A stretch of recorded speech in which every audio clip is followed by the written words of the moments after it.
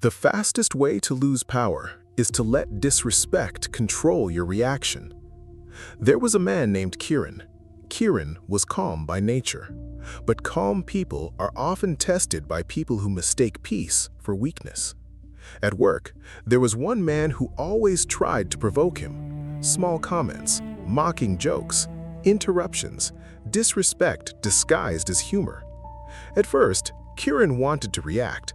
He wanted to expose him, embarrass him, answer every insult with something sharper, because disrespect hurts, especially when you know you did not deserve it. But Kieran had learned something from watching people carefully. Some disrespect is not a conversation, it is bait. And if you react too quickly, you become exactly what they were trying to turn you into. One day, during a meeting, the man interrupted Kieran in front of everyone. He smiled and said, "Maybe let someone experienced explain this." The room went silent. Everyone looked at Kieran. They expected anger, defensiveness, a reaction. But Kieran paused, just paused. He looked at the man calmly and said, "You may continue. When you are finished, I will explain the part you missed." No shouting, no insult, no shaking voice, just control. And that moment changed the room, because intelligent people understand that disrespect wants your emotion. It wants you loud, it wants you unstable, it wants you to lose your center so the disrespectful person can point and say, "See, that is who they really are." But when you stay calm, you deny them control. That is the first rule. Do not give your reaction to people who have not earned your respect. Your reaction is expensive. Your peace is expensive. Your words are expensive. Stop spending them on cheap provocation.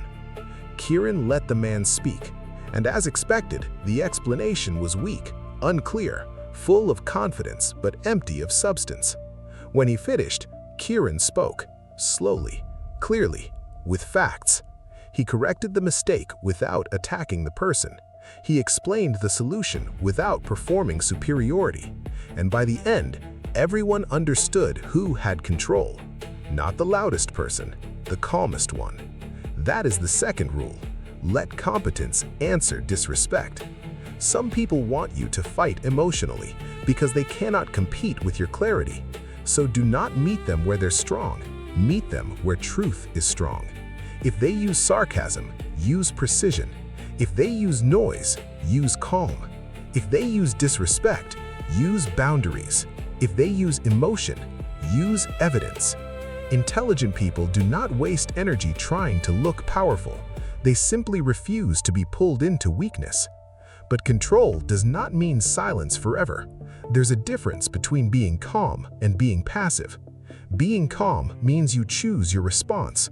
Being passive means you avoid your responsibility to protect yourself. Kieran knew this, so after the meeting, he spoke to the man privately. He said, "You can disagree with me, but do not interrupt me or insult me in front of the team again." Simple, direct, no begging, no over-explaining, no emotional performance. That's the third rule. Set boundaries without turning them into speeches. Disrespectful people often want long emotional reactions because long reactions give them something to twist. Keep it clear. This is what happened. This is not acceptable.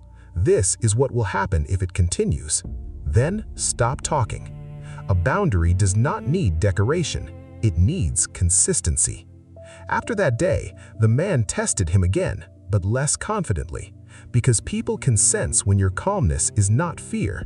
They can sense when your silence has a spine. That's the power intelligent people carry.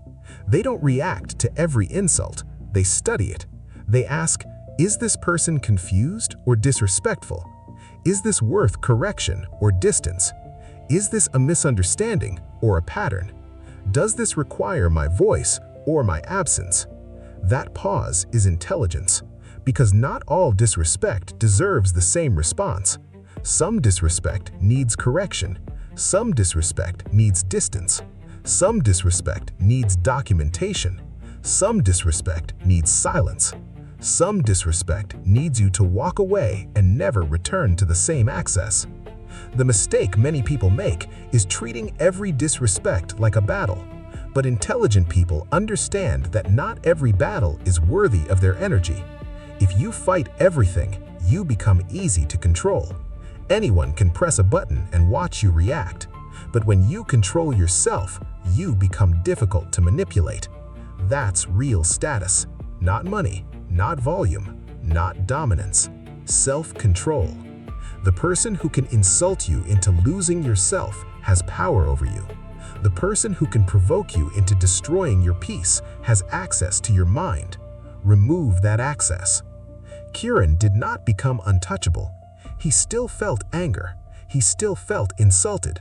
But he learned not to hand his anger the microphone.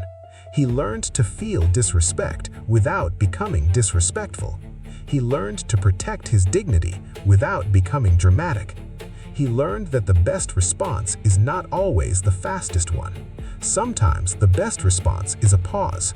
Sometimes it's a calm sentence. Sometimes it's a boundary. Sometimes it's proof. Sometimes it's leaving. So remember this: when someone disrespects you, do not rush to prove your value. Do not become loud just because they became small. Do not lose your character trying to expose theirs. Pause, breathe, look at the situation clearly, then respond from self-respect, not injury. Because the goal is not to win every argument. The goal is to remain in control of yourself. And when you can do that, you become powerful in a way disrespectful people cannot understand. They may control the noise, but you control the response. And the person who controls the response controls the outcome.